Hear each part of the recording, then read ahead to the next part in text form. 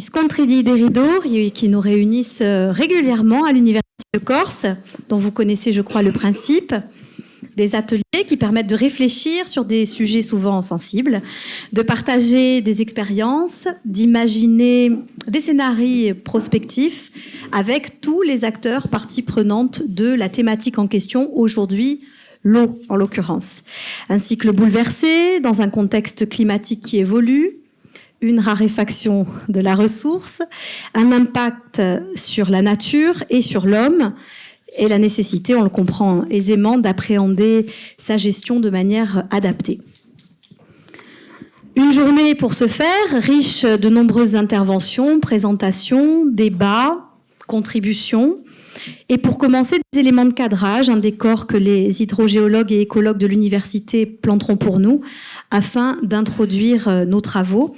Ensuite, nous parlerons de l'eau dans son milieu, de l'eau comme une ressource dans un second temps, et aborderons la question de l'eau dans le futur pour conclure. Voilà rapidement le programme. Je vais donner la parole à Doumé Federici qui souhaitait vous accueillir pour l'ouverture de cette journée, le président de l'Université de Corse, Pascal Paoli. Merci Isabelle. Monsieur le Président de l'Office hydraulique, de l'Office d'équipement hydraulique de la Corse, Madame la Directrice de la Fondation, Madame la Vice-Présidente de la Recherche, Monsieur Frédéric Huneau, donc je profite de l'occasion donc pour remercier à la fois donc Vanina Pasqualini, qui est professeur en écologie marine, Frédéric Huneau, qui est professeur en hydrogéologie, qui ont co-construit en fait cette journée, dont vous avez le programme sur la table, en relation bien entendu avec la directrice de la Fondation, avec l'Office d'équipement hydraulique de la Corse, avec l'Office d'environnement de la Corse, et qui vous propose aujourd'hui un programme sur la base d'une chaire, qui est la chaire Mutation et Innovation Territoriale, qui travaille sur des sujets parfois sensible. Le sujet d'aujourd'hui est un sujet effectivement sensible. Le président de l'Office hydraulique ne me contredira pas sur ce point.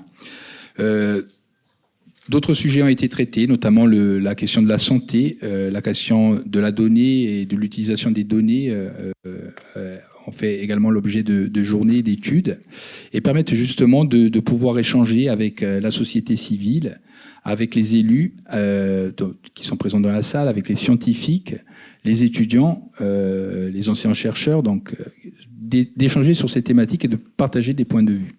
Donc vous allez voir que cette journée se déroule en 3 temps pour traiter un peu à travers différentes tables rondes de différents sujets relatifs à l'eau, souvent avec un point de vue scientifique, qui sera exposé en préambule, et ensuite des échanges, bien entendu, avec la salle. Donc, remercier, bien entendu, l'ensemble des participants à cette journée.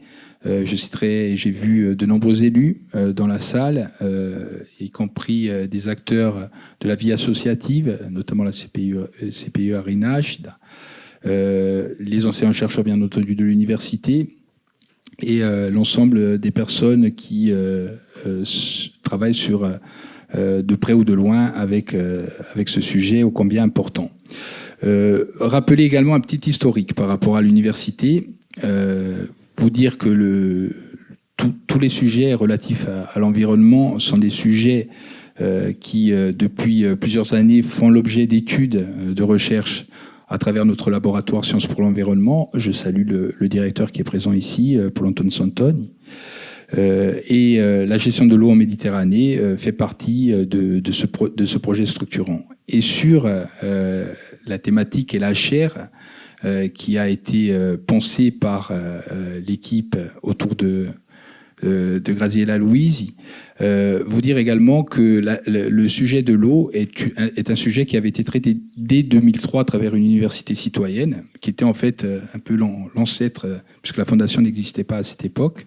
Donc une université citoyenne avait été organisée sur l'eau. Ça avait donné lieu à la mise en œuvre d'une faculté mondiale de l'eau en partenariat avec Riccardo Petrella. À partir de 2005, il y a eu 4 sessions et à l'époque, pour ceux qui s'en souviennent, je m'en souviens un peu, à l'époque, on parlait de l'eau et notamment de la question de la marchandisation de ce bien commun à travers ces facultés mondiales de l'eau. Donc c'est un sujet qui bien entendu est travaillé sur différents angles. L'eau en tant que milieu, à travers notamment la question de la biodiversité. Et on verra aujourd'hui qu'il y a une session qui est dédiée à cette thématique-là. L'eau également en tant que ressource, à travers la partie bien entendu eau potable, mais également ressources pour le monde socio-économique et notamment l'agriculture. Là également, il y aura une session qui traitera de cette question. Et en fait, il y aura également une session qui traitera de l'avenir et notamment de l'impact du changement climatique sur l'eau. Et je remercie, je sais que seront présents Météo France justement pour échanger sur ces questions-là. Donc vous voyez bien que ces sujets-là sont des sujets ô combien importants. Cette journée s'inscrit également dans le cadre du projet UNID que l'université porte sur la thématique des ressources culturelles et naturelles. Et au titre des ressources naturelles, une action liée à la partie agronomie et notamment de la question de la ressource en eau fera l'objet d'études à travers ce projet. Je rappelle que c'est un projet qui est porté au titre de l'Agence nationale de la recherche et dans lequel plusieurs partenaires qui sont ici présents sont partenaires. Remercier également, bien entendu, la collectivité de Corse, puisque la chaire, bien entendu, a été construite avec la collectivité de Corse et avec le soutien de la collectivité de Corse. Donc je ne serai pas plus long, j'étais très lent déjà, je deviens de plus en plus bavard en fait. Et donc merci pour votre attention et bonne journée de travail à toutes et à tous. Dominique Federici, merci.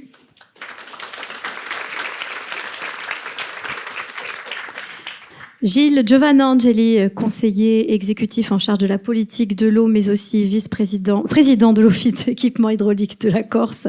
Je vous ai déclassé vice-président du comité de bassin de Corse. Merci Monsieur le Président, Madame la Vice-présidente, Madame la Directrice, Monsieur le Professeur, Mesdames et Messieurs, cari amici. Alors je vais essayer, Monsieur le Président, d'être au moins aussi concis que vous. Je ne suis pas sûr d'y arriver, parce que c'est un sujet, effectivement, qu'on aborde sous différents angles, qu'on peut aborder sous différents angles, et qui est très riche, et qu'il faut en tout cas, à mon sens, éviter d'aborder avec des solutions qui peuvent paraître aujourd'hui relativement simplistes. Donc d'abord, vous remercier. Je crois que c'est important pour cette invitation, pour cette rencontre autour de l'eau, une ressource en partage, qui s'inscrit, j'ai bien compris, dans une démarche plus globale, celle de la chaire Mutation et Innovation territoriale, qui travaille sur les transformations des modèles de développement face à ces grandes évolutions, les évolutions économiques, politiques, technologiques, mais aussi climatiques. C'est pour ça qu'on a besoin, je pense, à un moment donné aussi, de faire un pas sur ces sujets-là, qui sont des sujets de préoccupation, des sujets souvent anxiogènes, de faire un pas de retrait, de se poser et de faire aussi appel aux experts pour qu'ils nous enrichissent, pour qu'ils nous guident aussi dans nos choix politiques, et puis qu'ils nous aident à construire les politiques publiques. Je crois que c'est essentiel. Et c'est donc naturellement que j'ai répondu à cette invitation. J'ai pas vu Nathalie Lamette, que je voulais aussi saluer, qui va nous rejoindre et avec laquelle, dans une autre histoire, j'ai travaillé et collaboré dans d'autres sujets qui relèvent plus de l'économie et de l'insertion, mais ce qui prouve aussi la capacité de l'Université de Corse à construire des partenariats avec monde institutionnel, mais aussi avec la société civile en général. Et de ce point de vue-là, c'est très enrichissant et très intéressant. Donc, pour revenir à la question de l'eau, moi, rapidement, je pense qu'on est face à trois grands enjeux, de mon point de vue. L'enjeu premier, c'est l'enjeu environnemental et écologique, avec le bouleversement climatique qui existe déjà et qui va s'accélérer, s'amplifier, et dont on ne mesure pas encore complètement l'impact réel, mais dont je crois qu'il ne faut pas minorer l'impact. Et souvent, dans le débat public, vous l'entendez en Corse, certains ont tendance à minorer en nous expliquant que sur la question de l'eau, on serait, de ce point de vue-là, extrêmement particulier, qu'on serait beaucoup moins impacté. Et dans les comparaisons, on pense souvent à un benchmark que l'on fait avec l'île sœur, l'île voisine de la Sardaigne. Moi, je souhaiterais que ce benchmark il soit globalisé, qu'il soit plus large et qu'on se compare aussi avec d'autres îles ou régions ou pays de la Méditerranée. Je pense naturellement à la Provence, à l'Occitanie sur le continent français, à l'Espagne, au Portugal ou encore plus loin au Maroc. Je pense qu'il est utile qu'on fasse un benchmark plus global pour pouvoir poser aussi des enjeux de ce réchauffement et pour pas proposer des solutions qui pourraient paraître souvent évidentes, mais pas pour le coup toujours les plus pertinentes. Premier enjeu, donc celui-là, l'enjeu environnemental et écologique. Le deuxième enjeu, vous l'avez abordé, Président, c'est l'enjeu économique.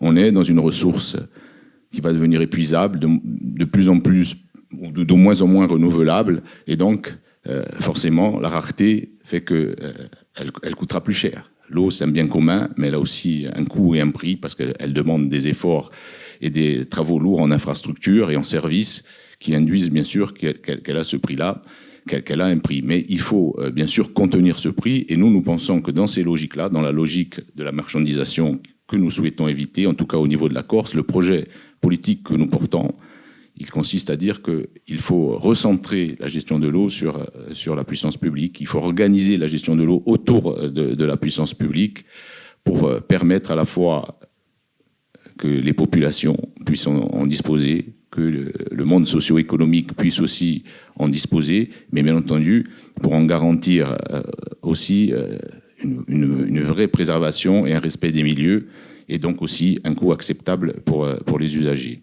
Le troisième enjeu, c'est un enjeu plus politique. Alors là, j'aborderai plus cet aspect-là. Moi, je crois, comme la chaire, que on doit travailler à la transformation du modèle. Nous croyons, la majorité territoriale aujourd'hui, qui a été élue, porte un projet politique de transformation du modèle de développement. Nous considérons que le modèle que nous connaissons aujourd'hui, c'est un modèle, pour faire vite et court, un peu tordu, un modèle de surconsommation, et si on devait parler de l'eau en Corse, nous sommes certainement la région de France qui consomme le plus d'eau par habitant. Je crois qu'on est largement au-dessus des 150 ou 160 litres par habitant. Alors, ça mériterait d'ailleurs une étude plus approfondie. Il y a bien entendu un impact du tourisme, certains sur ces aspects-là, mais ça mériterait d'être approfondi. Comme nous surconsommons d'ailleurs dans un autre sujet des déchets. On peut faire le parallèle aisé sur ces deux thématiques, sur fréquentation, aménagement du territoire anarchique et débridé. Tout ça, forcément, a des impacts, notamment sur la gestion de l'eau. Et nous pensons qu'on doit travailler à la transformation de ce modèle, à la responsabilisation, et je le dis souvent, travailler à un contrat social autour de la responsabilisation, autour d'une gestion raisonnée de l'eau, avec une vision qui consiste à dire que c'est maintenant au développement de s'adapter à la ressource et non pas l'inverse. On est dans un système aujourd'hui où on demande en permanence à nos ressources naturelles de nous adapter au développement qui n'est pas en plus celui que nous, personnellement, nous souhaitons. Donc on doit construire ce développement durable et souhaitable, sortir uniquement des incantations des programmes électoraux et être en capacité aujourd'hui, et moi, conseil exécutif en charge de la politique de l'eau, c'est ce message aussi, avec le président, l'ensemble du conseil exécutif, que nous portons et que nous avons porté dans un rapport que j'ai présenté il y a quelques semaines à l'Assemblée de Corse. Mais quand je dis ça, il ne faut pas faire de raccourcis simplistes. Certains nous rétorquent, alors mais vous êtes pour la décroissance. Nous l'avons entendu. C'est pas vrai. Nous sommes par contre, nous sommes conscients que nous avons un système on le dit souvent, de croissance appauvrissante, et que c'est cette question-là qui doit nous tarauder, et c'est sur ce travail-là qu'on doit forcément agir. On nous dit, vous êtes contre l'infrastructure en matière de gestion de l'eau, ou vous voulez ne plus faire d'infrastructure. C'est pas vrai. Là aussi, j'ai été très clair, je m'exprime régulièrement là-dessus. L'infrastructure, la grande infrastructure en Corse, elle est primordiale. Elle est primordiale parce que nous avons un retard historique, qui est un retard aussi lié aussi à la politique, un retard que je considère, moi, organisé. Mais nous avons un retard dans les infrastructures en général, sur l'eau et sur la grande infrastructure en eau, qui est prégnant et qu'il faut corriger. J'entendais encore le président de la Cour des comptes dans son rapport sur le PEI ce matin qui disait qu'il y avait des choses qui avaient été faites, notamment sur l'eau. Oui, il y a des choses qui ont été faites, mais après, quand on détaille le réalisé, on s'aperçoit que sur la grande infrastructure, sur 2 milliards en 20 ans du PUI, nous avons mobilisé uniquement 80 millions, ce qui est largement insuffisant au regard des besoins qui étaient les nôtres il y a 25 ans, et a fortiori, qui n'ont fait qu'augmenter jusqu'à aujourd'hui. Donc il y a un besoin nécessaire d'infrastructures avec la nécessité de travailler sur le stockage. On a besoin de retenir et de mieux stocker l'eau. Et aussi sur les économies, parce qu'on a un vrai souci aussi sur les rendements de nos réseaux, que ce soit les réseaux eau brute ou que ce soit les réseaux qui sont gérés par les communes ou intercommunalités, les réseaux de distribution d'eau potable. Donc il y a ce travail-là qui est indispensable sur l'infrastructure. Et enfin, il y a aussi le travail sur les nouvelles techniques et technologies qui doivent nous permettre aussi d'être plus performants et d'être plus économes en matière de gestion de l'eau. Je terminerai mon propos en vous disant que pour réussir une politique efficace, nous considérons aussi qu'il y a un sujet aussi puissant qu'il faut régler, c'est celui de la gouvernance. On ne peut pas mettre en place des politiques publiques efficaces sans une gouvernance qui l'est aussi. On sent que le modèle de gouvernance aujourd'hui qui est le nôtre, il est peu efficace et il doit être changé, mais de manière générale, pas que pour l'eau. Il faut que dans ce domaine-là et dans la trajectoire d'autonomie dans laquelle on se situe, nous, on pense que la gestion de l'eau, c'est peut-être une compétence qui doit être pilotée, assumée par la collectivité de Corse, du point de vue de l'ensemble de la stratégie que l'on doit poser. Mais pour ne pas reproduire les erreurs de ce que nous vivons, on doit le faire, bien sûr, dans une vision de territorialisation des politiques. C'est-à-dire qu'on doit le faire en construisant avec les territoires, en imaginant des gouvernances, nous on appelle ça par sous-bassin, en construisant des gouvernances par sous-bassin, où avec les élus, avec les acteurs, nous arrivons à la fois à faire les états des lieux, à identifier les besoins, à travailler sur les notions de partage et d'usage avec les territoires, et bien sûr à construire les solutions les plus adaptées. Je crois que c'est un sujet essentiel, parce que si on veut sortir des solutions je dirais, formatées, et si on veut construire des solutions par territoire, la Corse, c'est un ensemble de territoires, on le sait tous. Il faut qu'on s'implique et on mette en œuvre cette gouvernance. Donc voilà un peu les sujets principaux sur lesquels je voulais aujourd'hui, dont je voulais vous parler. J'ai peut-être été moi aussi président un peu long, mais comme je ne vais pas rester, je devrais vous quitter en fin de matinée, j'ai préféré aussi prendre ce temps et ce plaisir d'échanger avec vous ou de vous présenter un petit peu la politique qui est porté par notre conseiller exécutif. Donc je vous souhaite à mon tour une bonne journée de réflexion et certainement de propositions. A ringraziarvi a tutti. Merci Gilles Giovannangeli. On va passer le micro peut-être à Gradier, là, Louise, avant vos prises de parole, Vanina et Frédéric. Je crois que la directrice de la Fondation de l'Université de Corse voulait aussi vous accueillir, vous souhaiter la bienvenue et puis vous remercier de votre participation. Oui, merci Isabelle, merci Président. J'avais pas prévu de prendre la parole, mais voilà, à votre demande, je suis aussi venue en tribune.